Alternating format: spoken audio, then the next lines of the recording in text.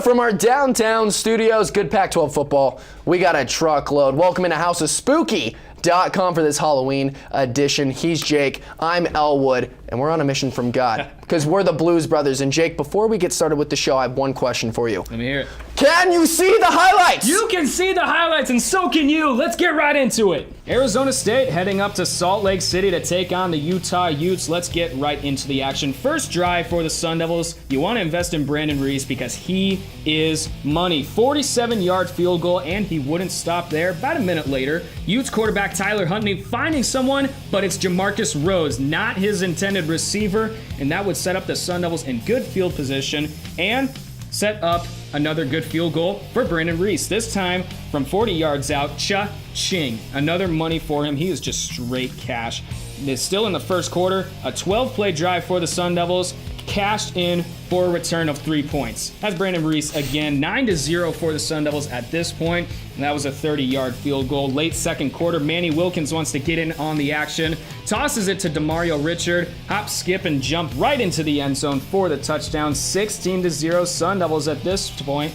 And then right before halftime, Huntley trying to find an open receiver, but Chase Lucas comes down with it instead. First interception for the redshirt freshman's career, and ASU shutting out the Utes for the first half. For Utah, their first drive of the third quarter, it's another field goal. This time, courtesy of Utes' Matt Gay, who puts it in 53 yards out. That's quite the boot that he has. 16-3 Sun Devils. Wilkins just deciding to keep it himself. He goes into the end zone, barely gets in, but it is confirmed it's a touchdown for him, and those fans are loving it. Fourth quarter for him. Huntley trying to find an open receiver, looking downfield, intercepted by J.J. Wilson, who returns it to the house, his first pick six of his career, and that will do it. That'll put the game out of the hands for the Utes. Arizona State wins their second in a row, 30-10, and Reese named Pac-12 Special Teams Player of the Week for the second time this season. Well, you just saw the highlights, and you probably see that I lost the hat and glasses because we're all business here at houseofspooky.com. That's why we bring on Julian Paras to analyze this game a little bit more. Against the Utes, the defense looked stellar. And also they will look stellar against the Washington Huskies when they came to Tempe. Is there something brewing with the defense? Because they look a lot more aggressive and a lot more big out there than they did at the beginning of the season. Well, there were definitely some factors that played into the ASU victory, and especially on the Utah side. So, for example, Utah's QB, Tyler Huntley, he was coming back from a shoulder injury. And obviously that showed that he was affected. He threw 4 picks, and he only threw for about 155 yards. On top of that, Utah said that they didn't do enough of their assignments and they could have done better to the best of their ability to try to study ASU. But ASU looked like the better team. They were more prepared, they were more calm, and they were able to execute. And Todd Graham even mentioned that they have been a better team as of lately, and Absolutely. they've been on a momentum train lately. Someone who has been on a momentum train this season has been Manny Wilkins, the quarterback for the Sun Devil team. And as of recently, his games have looked a little shaky at times. What does he need to do in order to have a breakout game against the Trojans? Well, the thing that Wilkins has to keep in mind is that he has to keep playing his brand of football. He doesn't need to change much, but he has to play cautiously and smart. And you saw that in the past game against Utah, where they were able to hold on for the ball for about 36 minutes of possession on the offensive end. And on top of that, I think another thing that he has to keep in mind is working with his teammates, working off of players like Demario Richards, Kalen Ballage, N'Keal Harry. They've all been reliable options for Wilkins up to this point in the season. So we've talked about the offense, we've talked about the defense. I want to ask you one more question. Who's going to have the flashier season at the end of the year? That's a tough one. I have to say it's really hard because referring again to guys like N'Keal Harry, Demario Richards, Kalen Ballage, they're great options for the offense, not to mention Manny Wilkins himself, who can move in between rushing and passing the ball. But on the defensive end, you've got guys like Christian Sam, who has gone 5 straight consecutive games, tackling for more than tackling 10 or more times per game. You've also got guys like J.J. Wilson, who also showed up as a defensive player for the first time in his career against Utah, and he got the interception, which was incredible. So I think for me, it's going to be the defense. They've been categorized as a stingy defense. I don't know what that means to you, but that seems pretty good to me. And because of it, ASU is seen as a title contender this year. They've been able to build up a lot more momentum when it comes to defense. compared to USC, who has come off their shaky loss against Notre Dame. So I think that ASU is going to be able to transition and really bring the fight to USC. Well, let's see if this Sun Devil defense can be like a bee and really sting it to them, Julian. Thanks again for being here. And that game can be caught tonight at 7:45 on ESPN. During Arizona State's last 2 wins in conference play, a lot of people have been impressed on how ASU has been able to turn a 2-3 overall record to a 4-3 with consecutive upset wins. What's even more impressive is the fact that the Sun Devils have done it as the cleanest team in the Pac-12. They lead the conference with the least amount of penalties with 22 over 7 contests, only giving up a total of 31 yards a game. The numbers say that since 2012, ASU is 37-16 when committing fewer than 6 penalties in a game. In Arizona State's win over former number 5 Washington, they committed just one penalty for 5 yards. And against Utah last week, they committed 2 for just 25. In 2016, the Sun Devils gave up 52 yards a game and ended the season with a 2-7 conference record. But it seems like head coach Todd Graham's discipline is working. I mean, I'm doing construction management, so it's pretty easy to just throw on a little construction outfit with a little hard hat and vest. So. Do you already have all the neon orange and stuff? Yeah, I have to have it all for my classes, so if I do anything, that'll probably be it. No, I feel like Sam Jones might be a better person to dress up. You know, he's got the whole Thor thing going, the Game of Thrones thing going. Sam Jones definitely be a Halloween guy. I'm just kind of, I chill, I lay back, I try not to do nothing crazy. I'm scary myself. That's what people say. I'm just kidding. Maybe the Old Spice guy. I don't know, whatever. Go ask Napier, man. If we beat USC, I might do the impersonation like right in the middle of the locker room. Like it's hilarious, man. Just to impersonate him, but he loves it too, so it's cool. Yeah. Well, you just heard from a small sample of the team, and they've got some creative Halloween costumes. Troy, a construction worker, the Old Spice guy, even offensive coach Napier. Kyle Williams took my costume idea. I was totally going to be the Old Spice guy before he picked it. I'm not mad. It's whatever. I probably couldn't even pull it off anyway.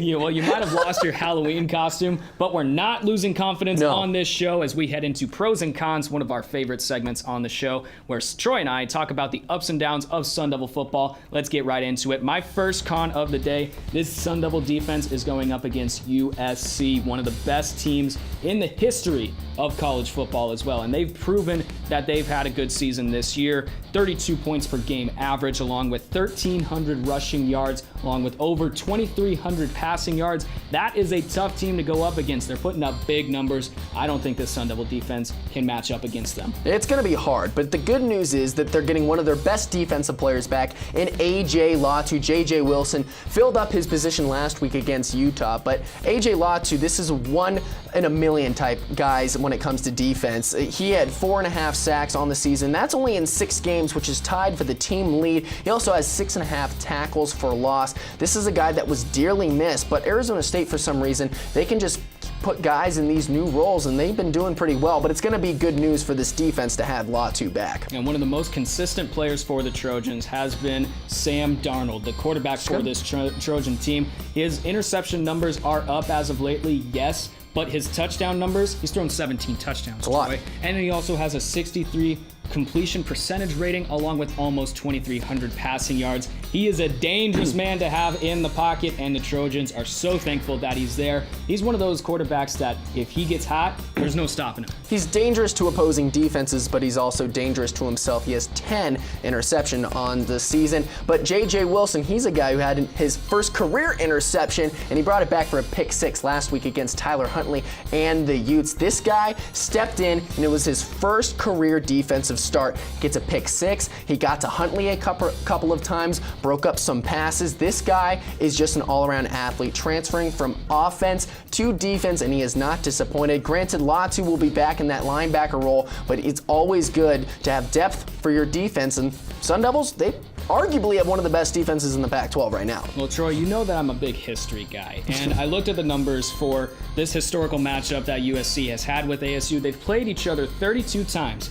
USC has won 20 of those matchups. And if you look at recent scores in the past let's see, 5 years, they've been blowouts. 41-20, USC. 42-14, USC. 38-17, USC again. All right. And now they're coming up. They're going to Tempe, which has some momentum for the Sun Devils because they're playing at home and they've been really good at home. But USC, they're a tough team to contend with. Sam Darnold, he's a really dangerous quarterback, and the receivers, man, can they run for some yards? Yeah, but do the Trojans have a Jail Mary to their resume? I don't think so. But USC been dominating the Sun Devils since the test of time, but they're coming off a just horrible loss against Notre Dame, 49-14.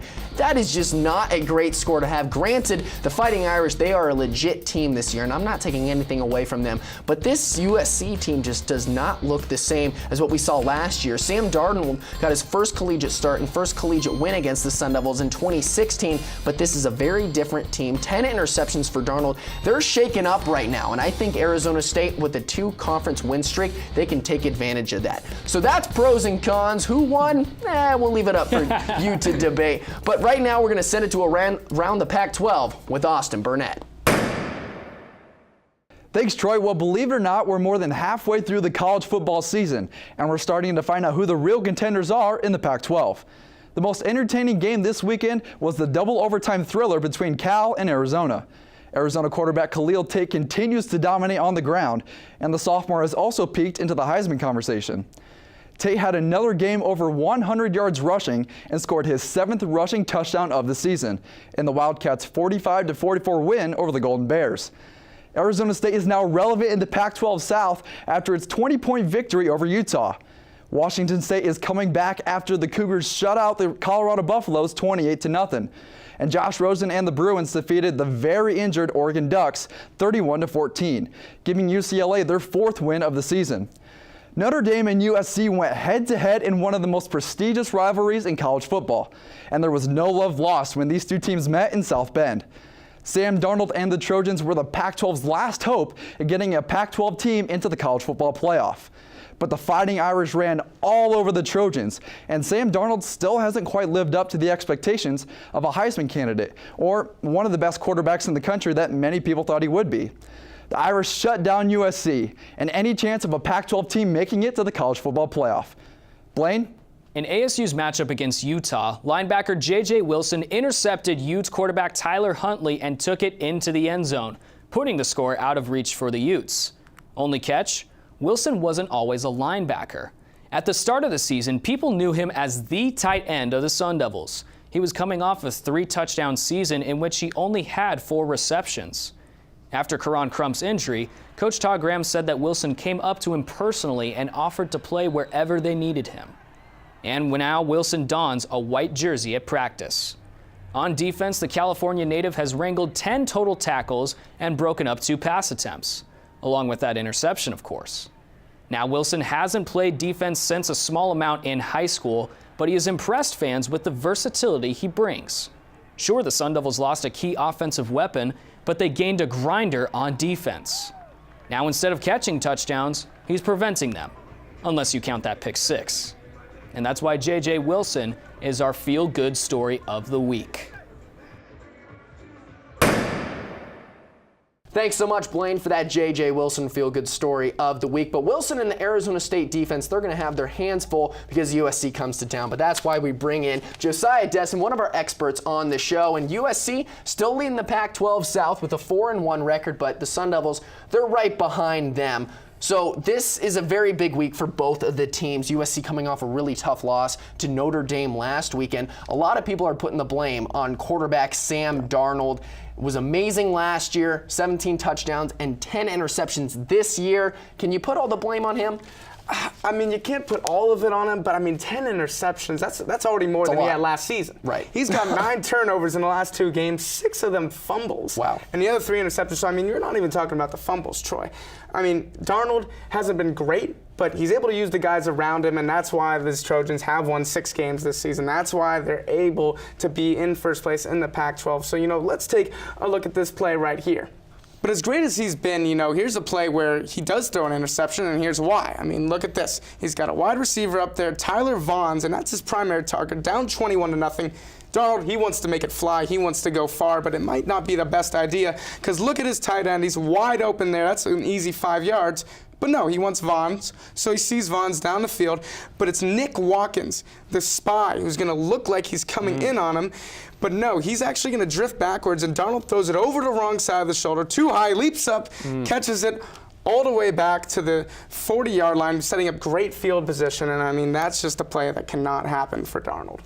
So Darnold actually is able to use his receivers in this play to his benefit because he doesn't try to force anything, Troy. And look at this, man-to-man coverage up front, bottom, cluster of receivers, and that leaves a ton of room up top for Deontay Burnett, the receiver way at the top of your screen, and who's going to put a little dazzle and show business here on this Notre Dame cornerback. Look at that. Get off me. Oh! Burnett said it. Another guy, Nick Coleman. No way he's going to catch Burnett. Off balance. Boom. Get him all the way down into the 30-yard line, and he's got that Juju Smith-Schuster, that Adoree Jackson type speed that USC players have, and definitely ASU's got to look out for. Yeah, he's really athletic. If I were Todd Graham, I'd make sure Kobe Williams and Chase Lucas, they're not giving him too much space because he can make some stuff happen. But for this Trojan defense, it's a kind of a different story. Ton of injuries going on this roster, and they give up a lot of rushing yards, especially to the Fighting Irish just last weekend. Yeah, Troy, 377. That's ridiculous. To be almost 400. I know. I mean, that's kind of unheard of. But, the reason for that, Troy, is that this USC defense is missing a lot of guys, as you mentioned. There's almost or even over 20 players who are either probable, questionable, or just out for Saturday's game. So, let's take a look at a few guys who really are in that position who aren't used to being on first team. So there's freshman defensive lineman Brandon Peely. He wasn't even on the depth chart to start the season. Isaiah Langley, he's filling in for Iman Marshall. And then at linebacker, that's Jordan Iosefa, who's fresh off second string. So let's see this play right here. Peely actually makes a good move. He's able to get up to the running back, but gets blocked up by an offensive lineman. Now here we go. Iosefa, all he's going to do, he's got one man to beat. He's got Josh Adams, 1-to-1. But look, airborne, misses the tackle, another missed tackle up there. Langley's got to go all the way up to around the 50-yard line just to get him. So, I mean, those are three guys who weren't even on first team who've got to get involved in a play like that, and that's just not great business for USC. And now on this play, this is really just a lack of awareness for watching the quarterback. These three guys in the secondary, they're going to move back, but it's the linebacker's job who they're in charge of making sure these big plays do not happen. And watch this here. Brandon Wimbush starts to run.